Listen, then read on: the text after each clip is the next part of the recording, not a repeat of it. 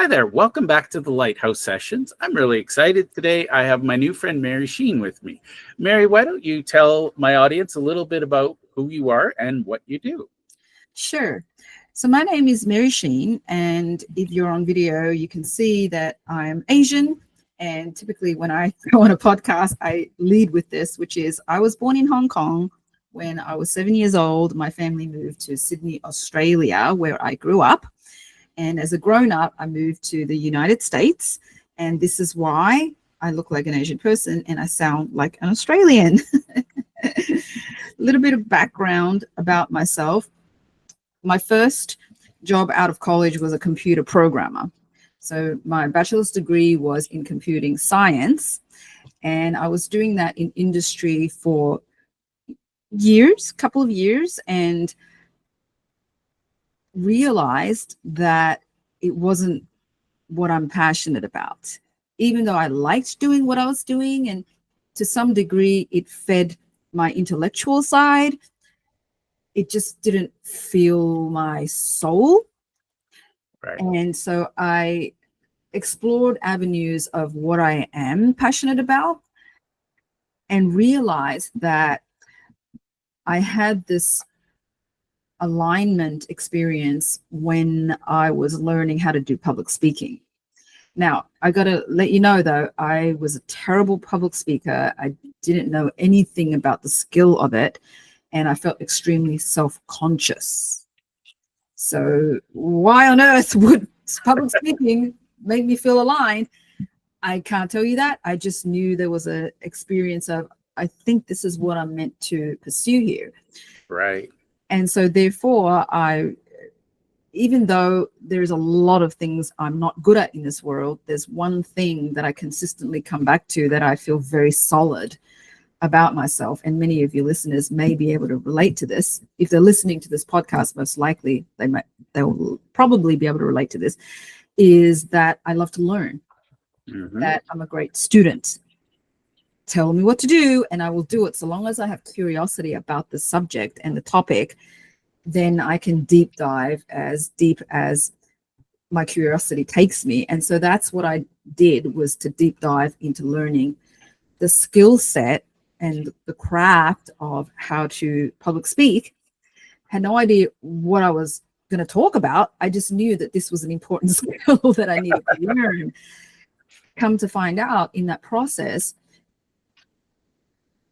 knowing oneself, and I know this, Jeff, this is something that you're also very passionate about, is learning to know oneself, because there's a whole bunch of assessments that you had recommended. And I was like, yeah, this is totally up my alley. Know thyself and being able to deep dive into who am I? Because again, as many of your listeners have probably experienced this in their own journey, is we've been conditioned to be a certain way, to live a certain way of life. But then at some point in our journey, we get to this crossroad and go, wait a minute, does this even resonate with me? What I've been told, what I'm doing? And so I had that moment coincided with all of that while building the skills of public speaking, and then pivoting fields one foot at a time. I didn't know anything about public speaking, but I knew software. So I pivoted to becoming a software trainer. Nice. And from there, I pivoted to skills training. And once I got comfortable in doing that, creating my own content of what I want to teach others, which is lived wisdoms that I've been through, as well as the tools and the mechanics of how to step into your own confidence. And through that, and through the means and front door of public speaking, teaching others how to express themselves in a way that feels true to them, in a way that is confident and is from their heart and soul, rather than just the intellectual side of what they know, which is, of course, a relevant thing. Yeah. But at the end of the day, I really do feel the way the human species. Is it okay if we start going deep now? Because I'm all about depth. I love depth. my audience tunes out if it's small talk. So depth is encouraged. Yes. Perfect. So the philosophical aspects of depth and heart and soul is what I feel is the way that we as a human species ought to be evolving. So leaving behind some of this shallow aspects of being on this planet, and deep diving more on cultivating, discovering, and then cultivating, helping others cultivate. Who are you? What are you really about? What's in your heart and soul? What is the gift that you are uniquely put on this planet to contribute? It doesn't have to be one thing. Like, what are your superpowers? Yeah. And then to be able to formulate that offering, that service, as a contribution to others who can use your superpowers to help the world become a better place. And I know right up front, I'm an idealist, like guilty as charged. I am an idealist, and I'm an optimist. Yeah. And I believe in the ethic of work, hard work. Yeah. So as a student, and leaning into your curiosity, what makes you tick, and then being able to get out of your comfort zone so that you're playing a bigger game. Because I really, what I feel, what I'm here to do on the planet is really to help others, especially women. 95% of my clients are women, and the other 5% are heart-centered men, to live into their calling, what their heart and soul's calling them to do, and then to build the skills, the craft of communication, to be able to express that into the world in a way that serves others to the highest level. I love that. And I'm going to unpack a couple of things in there because I think it resonates deeply with me. First and foremost, I've spent the first half of my life, hopefully half, very much intellectual, academic, and, to be really boring. In high school, I took an aptitude test and it told me I should be an accountant. So I'm like, okay, I'm going to go to university, become an accountant, get a job. I had no idea that I was dying inside every day I went to work. And, just all these little voices saying you're meant for more. And it was like, yeah, leave me alone. I'm good at what I do. And then, I spent a lot of time accumulating skills, tactical skills. And now I realize that if you don't have that mindset, and if you don't have the alignment, you're just mastering things that are meaningless in the grand scheme of things. Whereas once you find that purpose, the skills come easy because you're curious. And I believe in life, and I'll just share this with you, Mary, that I created a workbook for my kids so that over the summer I'm teaching them communication skills and curiosity. And so this is where the question's coming. I couldn't decide what was more important, internal communication or external. So I decided I'm going to teach them both. And I think the question there is, how do you separate the two, or do you? Yeah, that's a great question. So, and it's really the doorway to the work that I do. So it's both. I'll answer at high level and then I'll dive a little bit deeper. Yeah. It's both, and they're integrated. So the internal, when, for example, many people have heard of interpersonal communication, right? Interpersonal. Yeah. This is you and somebody else, your interpersonal communication. Yeah. But what I highlight immediately when, people come to my world is there is a whole other aspect that's less talked about, let alone trained in, is that internal communication piece. I call this intrapersonal communication, right? So this is your inner dialogue. This is your self-talk. This is how you relate to yourself. All of that noise that's in our heads when nobody's around. How are you relating to the world? How are you relating to yourself, right? That again, they're interwoven together. One informs the other, but I would say the intrapersonal is even more important to work on than the interpersonal, even though they're very interrelated and we need to work on both, right? They're very complementary, but this is where the work gets interesting for me, and why before we hopped onto this call, and before you pressed record, we had a lot of like questions, right? Back and forth questions. And what I love to do is find out about the person I'm speaking with, because who are you? Like, who's under the hood of those eyelids, right? Who's behind those eyeballs? And that's really where we start to have these deeper conversations around, what are you curious about? Who are you as a person outside of what we've been conditioned to think, right? And here we draw the distinction between our real voice and the noise. Yes. Right?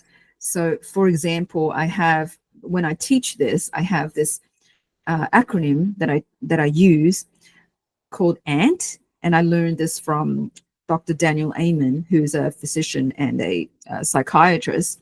Yeah. ANT stands for automatic negative thoughts, right? Yes. And so that automatic, and the key word here is automatic. It's not like we have to try hard for these negative thoughts to come up, right? They're automatically there.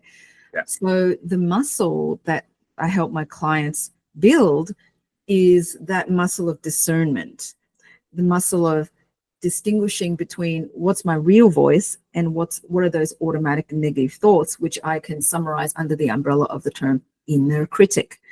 Inner critic, the one that says you're not good enough, the one that says, who are you to be speaking? Many people have talked about this before. Why are you so special? It's non-stop, right?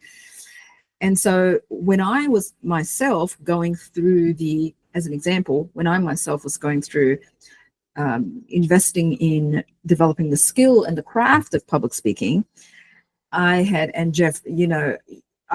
invested in so many different courses that I learned from mentors, training, all these, followed them around the country, these mentors who teach public speaking.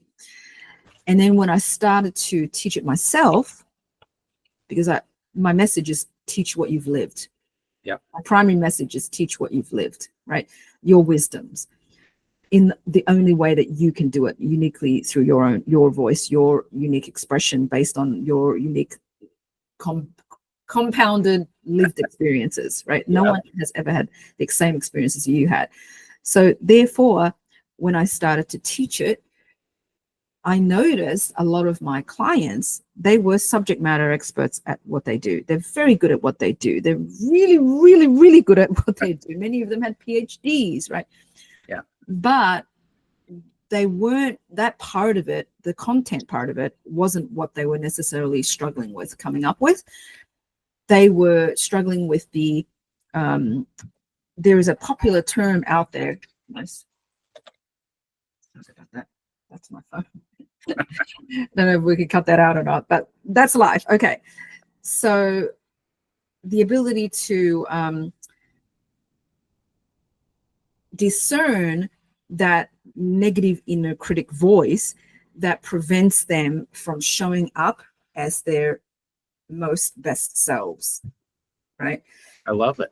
And if I can, one of the things I've noticed is if you want to terrify an entrepreneur, tell them to sit quietly with their thoughts. And for me, it was, if I tried to meditate, I'd melt down because you're alone with that voice. And now it's discerning it is helping me understand that there's my inner voice, which is actually my soul. And then there's this inner critic that really needs to take a vacation. Right. Exactly. Yeah. So, the work that I do with my clients is the way I depict it in a visual, and this comes straight out of my book, is a jigsaw puzzle, and half of it is the inner work. This is the mindset, the attitude, your lens of the world, and your relationship to the world, and your blind spots. I call the BS. This is your BS, all of your BS. Okay. When I say BS, it stands for, what most people think it stands for, but in addition to that, it stands for your blind spots. BS. It also, and this is the part I love to work with people, not to just to uncover the blind spots, which are their inner narration that's limiting them, which most likely comes from conditioning, but also comes from being a human being. But also BS stands for your bright spots, Ooh, which are nice. your superpowers. And that's one of my favorite things to do with my clients is to unveil their superpowers. Because as you probably have experienced, it's so challenging to be objective about yourself, right? It's like trying to read the peanut butter jar from inside the peanut butter jar. Like, you know, it's hard to do.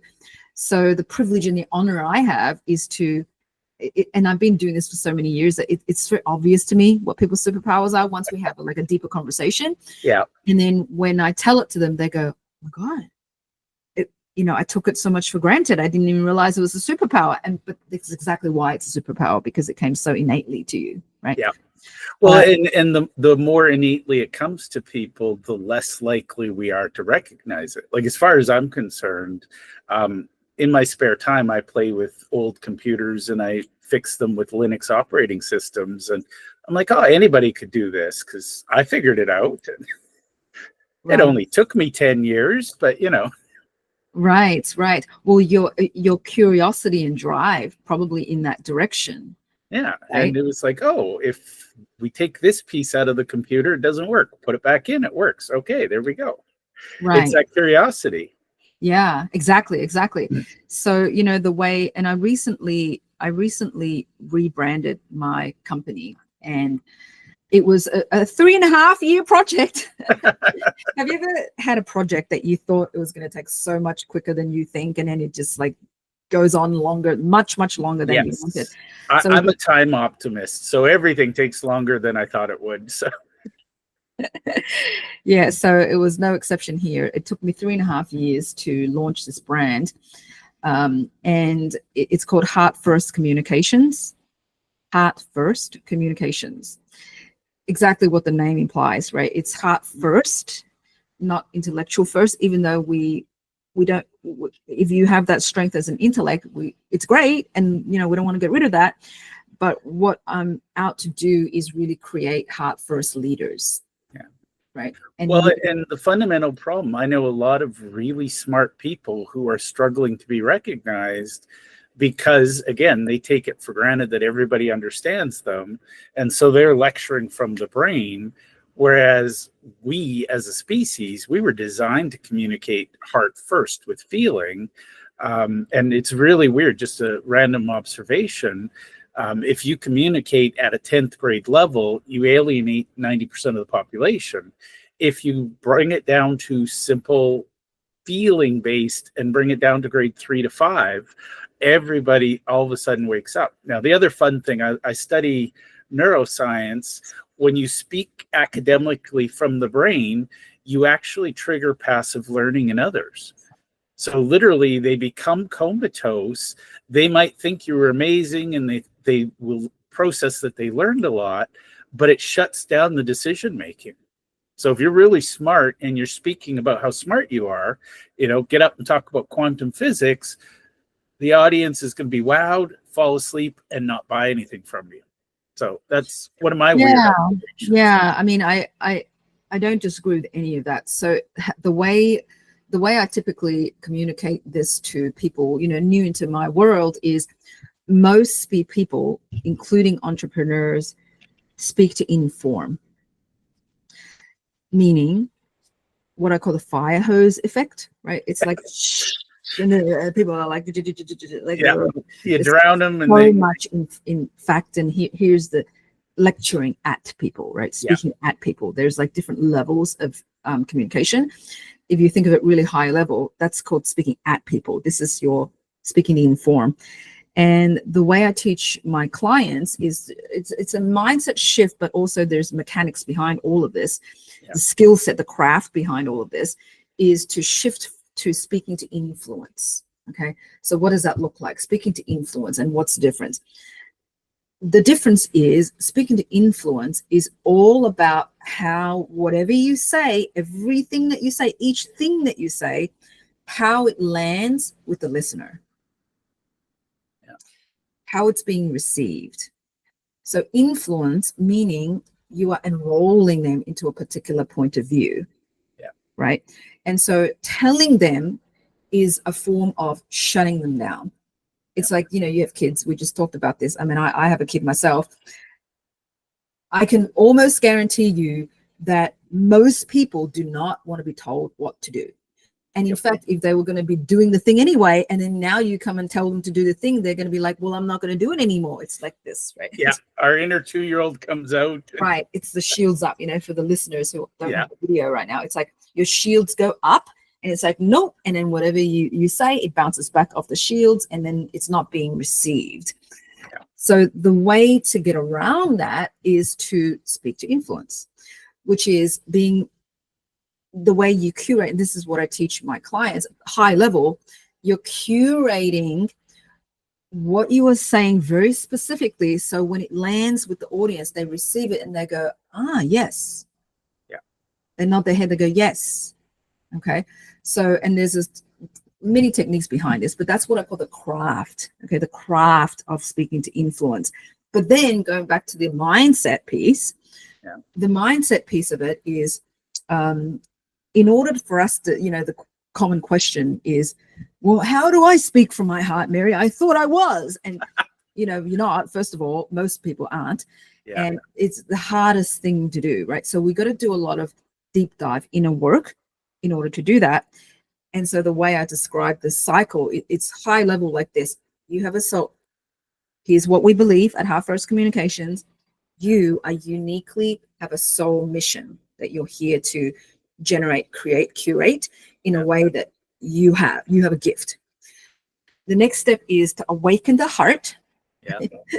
Hello, are you in there? Like we go through that process. And by the way, I got to call out the Care Bear behind you. That is perfect. Yes, there's a reason why it's there. The Care Bear, right? The heart. Yep, the heart. Which usually requires you to get out of your head. Yep.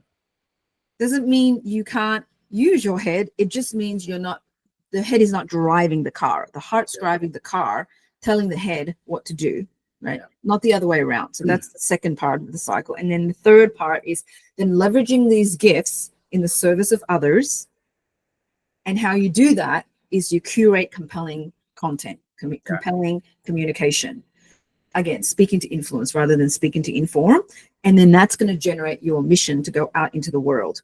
Because your soul mission, your gifts, your unique gifts, it's yours, but it's not to keep and put it under the desk. Yeah. It's for you. It's like this beautiful birthday gift, you just bought and you just wrapped it up in this beautiful gold wrapping and this beautiful pink, bright, hot pink ribbon, and then you just shove it under the desk. No. Yeah. I don't want to open it. I'm going to keep it safe. It's to give it away. It's to give it away. It's to give it away. And in terms of entrepreneurship, you're solving a problem for others. This is your service. And then you get paid as a result of generating the value for others, right? This is what it means to level up and then it becomes this abundant figure eight, sideways figure eight, right? This is what generating abundance means. I'm fascinated by the Mobius strip. It's infinity to the infinity. Now, when I'm listening to this, I had this aha moment, and I'm sure you have this every day, but for me, it was huge. I talk to a lot of people who are experts in their field, and they'll speak from their head. So, and they keep it safe so that they've got their own little shield on. And if people don't like the message, they go, well, they don't like my profession. Whereas when you speak to the heart, if somebody rejects that, they've effectively rejected you. And I think most people want to be academically safe, so they keep their shield up. Yeah, absolutely. Absolutely. I have this image, which is Wonder Woman. Like, I'm a huge fan of Wonder Woman because, for what she stands for. She's got the badassery skills. She's got the badassery and she's got the strength. But at the end of the day, she's wanting to protect the innocent, right? And to help. So really the combination of the yin and the yang is really what this work is all about. And I have this phrase, a loving phrase that I call my clients, which are tenderhearted badasses. Okay? So typically the people that I tend to attract are the tenderhearted. Like, they want to help, they want to serve, they want to help others, they want to use their gifts. And a lot of the times what we need to develop is the badassery part of it, right? Which Yeah. includes communication, but also confidence, right? And that's where so if you think of it like draw a line down the middle, there's two sides. Mastering communication and public speaking, that's called the craft. This is the speaking to influence. This is the what I call heart-centered selling and enrolling. Because a lot of entrepreneurs, like sales is your bloodline. If you don't have sales, you don't be in a business, right? How do you do it in such a way that's congruent to who you are, that feels good, that doesn't feel pushy? And trust me, I've done all the mistakes. Like I have been that pushy person because I thought that's how you had to do it, right? Yeah. A lot of learn by trial and error. Come to find out, okay, this feels good to me, right? Serving first. And then the other half of it, so here's mastering communications and public speaking on one side, and then on the other side is self-mastery, going deep dive, unstoppable confidence, and then how do you get out of your head and awaken that fierce heart and spirit. I love that. Yeah. Now, we're going to run out of time, unfortunately, but I'm loving fast. It's amazing how quickly time goes when you have a deep conversation. That's another thing. I think we visionary entrepreneurs have our own time zone, and we need to stop living by the Gregorian calendar and the clock. But let's talk about working with you. So if I'm out there in the world, I'm probably going to see you on LinkedIn. I'm going to see this video. What does working with you look like? What's the first step to, hi, Mary, I'd love your help. How do they know they need your help, first of all? Yeah, my recommendation is if what you have heard based on our conversation today resonates with you on a level that made you go, oh, that's interesting, or that speaks to me, and that's the first sign, right? So it resonates with you. Yeah. Then I would recommend checking out my website and then reaching out if you want a discovery call, if you want to just have a conversation about what spoke to you in this conversation. And then it's a matter of discovering, do you even need my help? What is it that you're struggling with? What is it that you want to do? What is it that made you resonate with this conversation? And then we just go a little bit deeper to uncover and discover if there is even a match, if I can even help you, right? If what you're struggling with is something I can help you with.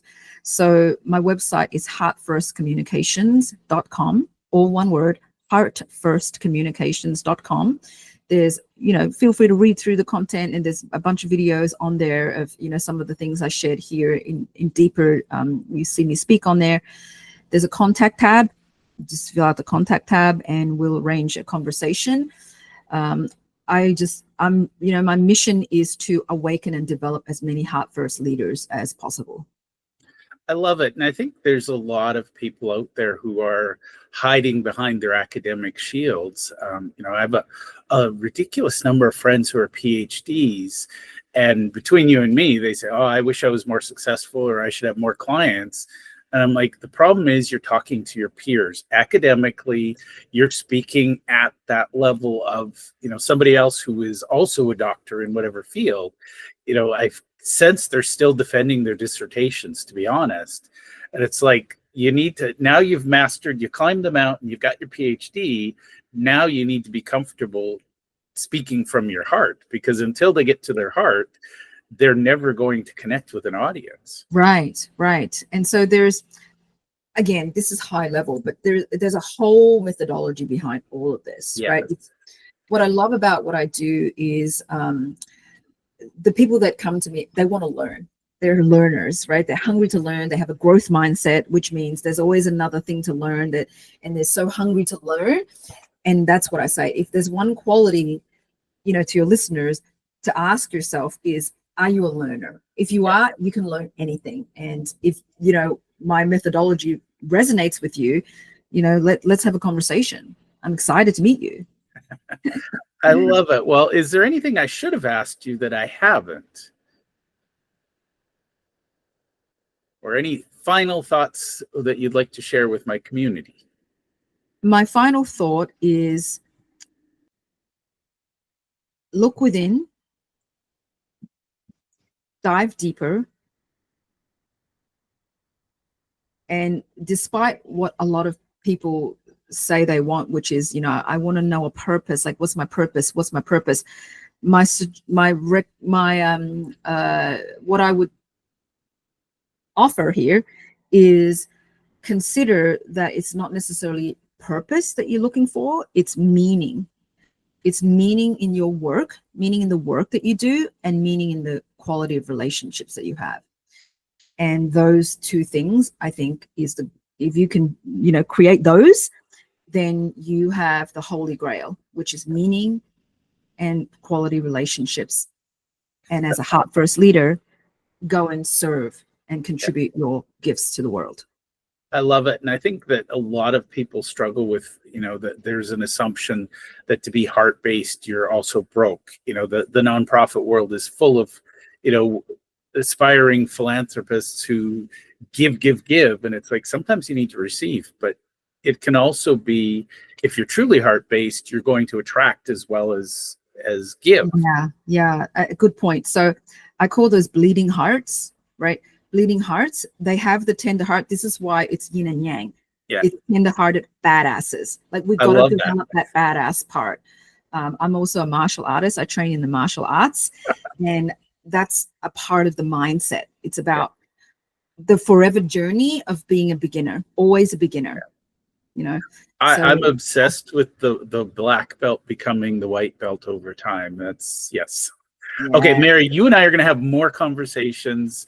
But first, I want to thank you for hanging out with me and sharing your heart and, of course, your care bear with me. Thank you so much for having me. I really enjoyed this conversation, Jeff.